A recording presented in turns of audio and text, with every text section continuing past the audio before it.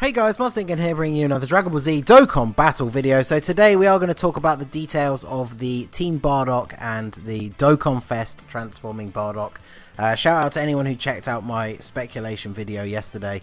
I did say in there that I was suspecting some sort of transforming Bardock. So we'll go through that in a bit more detail. Now obviously you guys have probably seen in the news already. We have the update for the Team Bardock event. They mentioned this on the Dokkan Now episode 2 that it is literally the exact same thing as the Ginyu Force. So it's going to start up. Now Saiyan Day for me, so for the UK it starts Thursday morning because stuff always drops at 10:30 PST. So Saiyan Day is the 18th.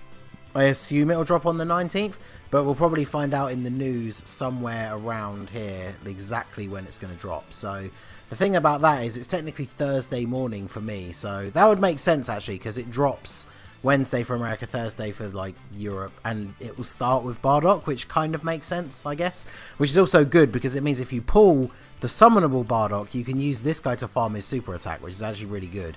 So yeah, same thing as the Ginyu Force. So you fully activate their hidden potential, TUR them all, and then you get the LR Team Bardock unit. So I've got the information pulled up here. So their leader skill is Team Bardock, category 3 key, and HP attack and defense 120%. Greatly raised attack for 1 turn, does colossal damage on the 12 key, and then mega colossal damage and raises superclass allies by 30%. It doesn't actually say attack or defense in this bit, so I think it's attack and defense.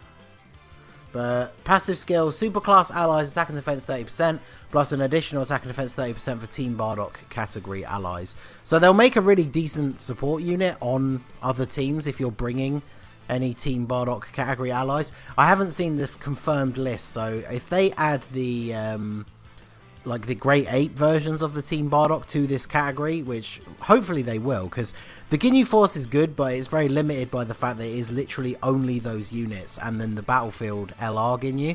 So it'd be good if some of those other ones were on there as well. And then of course if the new Bardock is on the Team Bardock category, then it'll be a great support unit for him as well. So they do also have Saiyan Pride and Saiyan Raw, which is really good for units like Super Saiyan 4 Vegeta, because if you run him on like a Pure Saiyans team, for example, most of the units are only going to be getting this 30% attack and defense, but that's a very solid support amount. And then of course, yeah, having Saiyan Pride and Saiyan Raw, very good for a lot of teams. And then they are on joined forces as well, so they make a decent support unit if you want to run that team with the majority superclass allies. So pretty good. And then of course we have the thing in the news about the new Dokkan event for summoning Bardock.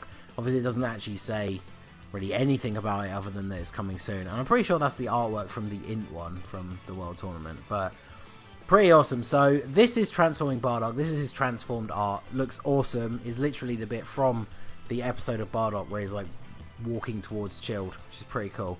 So he is the leader of the new Revenge category, all low class warriors, key +4, HP 130 and attack and defense 170. It's a decent leader skill split.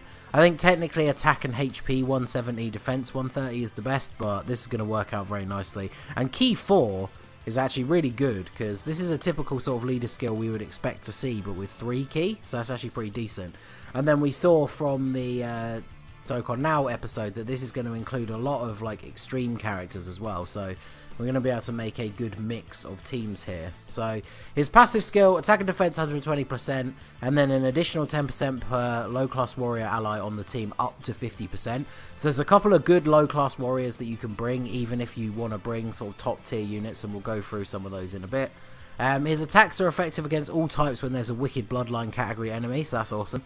And then links, Saiyan Warrior Race, Saiyan Lineage, Saiyan Pride, Family Ties, Experienced Warrior, Prepared for Battle, Fierce Battle. So he's got Prepared for Battle, which is good.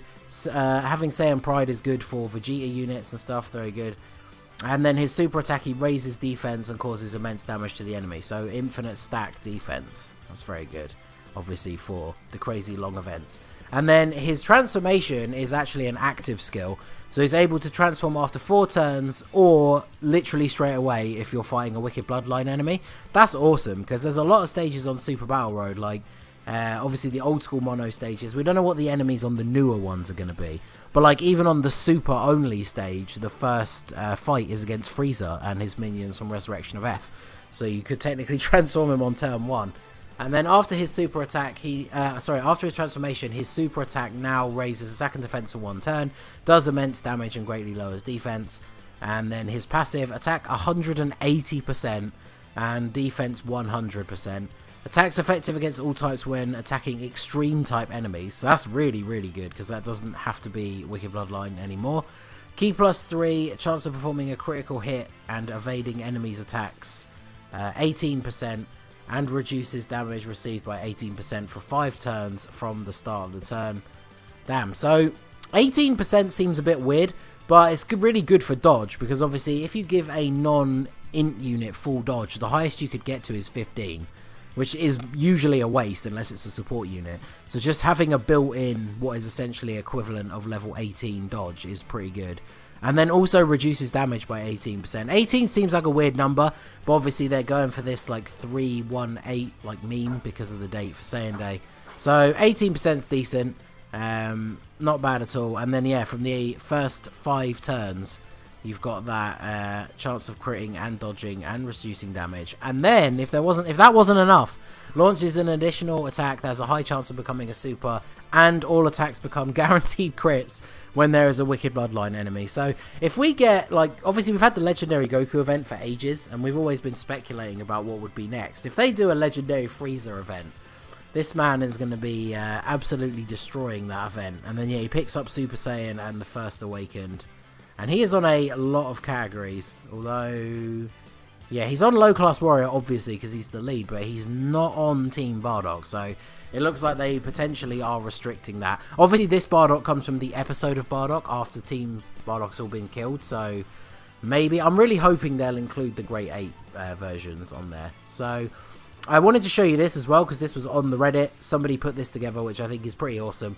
So this is his untransformed super attack, the transformation, and then his transformed super, side by side with the direct references from the actual episode. So very, very cool. Yeah, I am, as you could guess, probably quite excited to get this guy, considering we are huge fans of Bardock on this channel. So, but yeah, this super attack just looks so awesome, and it's going to be hilarious, like the spinning. Imagine doing this on like the Harudagan event and stuff. Bardock just like casually spinning Harudagan around and then takes him out. So really, really good. So the revenge category doesn't have a full listing that I could see on the wiki yet, but if we have a look at Low Class Warrior, I did highlight some really interesting units that we could use on this guy's team, because a lot of them are kind of written off, like the Great Ape Bardock team and some of the old Great Apes. They don't really get a lot of love because they really aren't very good. And of course, big shout out, big rip to the physical LR Bardock. Very disappointing that this new one starts off as base Bardock, because this guy, being the only LR on the Low Class Warriors team, I was really waiting for that category to get a proper leader so this guy could kind of show off a little bit, but you can't really use him on the team. I haven't got all the details here. I might do a different video for that, but there is a new Raditz who is a 120% lead for this team, I guess. So if you don't pull the Bardock, you could use the new Raditz, use this guy, and then obviously use a Bardock friend. But some key units, obviously we can't forget about Turles. The fact that he's on this category and is one of the best support units in the game, like, that's going to be very, very good. Even when like he transforms, he obviously loses the support boost, but he becomes incredibly strong offensively and defensively. So under a 170 lead, under the new Bardock, he is going to be ridiculously good. Then of course there is the Int Kid Goku, who I always forget is in this category. I haven't used him a huge amount up until recently. He was on Cooler's banner, of course, and from my summons on the Cooler banner, I did end up rainbowing him, so I do really need to use him on some more teams. So he's going to be quite good on this team as well. And then of course there is the Great Ape Tora, probably the most useful of all of the Great Ape Bardock units, because he's a very good support unit. 3 key, 30% attack, recovers 6% HP at the start of the turn, because he'll probably be your only Great Ape on the team. But then also Great Ape Turles is not bad, especially if you are bringing the other Turles. So that could be potentially 12%. And then, of course, he has the chance to turn into a giant ape, which I guess really on the main build of this team you probably don't want to happen, but he'll be very good for support. And then, of course, we just need to know what the revenge category exactly looks like to determine how good his team will be. But even a low-class warriors team will be good. I'm quite looking forward to running a full low-class warrior team on the pure Saiyan stage of Super Battle Road, because, of course, they all are. So that'll be very interesting. Hopefully we will, of course, pull the Bardock. So keep an eye on the channel, because I probably will do what we did for Cooler and do a quick stream when the banner comes out. So there you go. So that is all the information that we have at the moment for the new Bardock. I might post a video tomorrow going into more detail about some of the other new stuff. But yeah, very excited. Let me know if you are going to be summoning, or if you are still just saving for the 5-year and going to be going for that LR as soon as possible. Obviously, as Saiyan Day goes on, I will get each unit, farm it up to max, and then do a quick video on each one throughout the week, and then we will do the LR, and then of course get into some other events, because loads of stuff's all going to drop on day 1, but obviously nobody can get the actual LR Team Bardock until the first full week has passed. And so then we'll be able to do some fun stuff with that as well. So considering they'll fit on this guy's team and be a great support unit with some really good links for him, it's very, very good. So let me know what you guys think down below. So that is going to be it for the video, guys. This has been the Master Ningen. Smash that like button, subscribe to the channel if you are new. You can follow me on Twitch or join my Discord. The link is in the description below. And I will see you all again soon. Have a good one.